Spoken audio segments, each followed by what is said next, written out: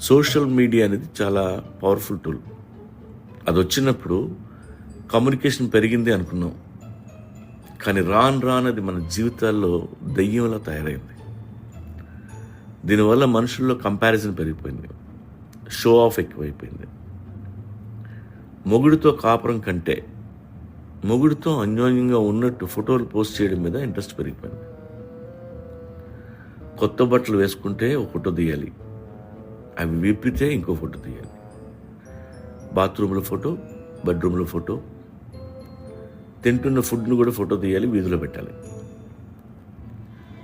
Digital addiction పెరిగిపోయింది. దీనికి తోడు ట్రోలర్స్.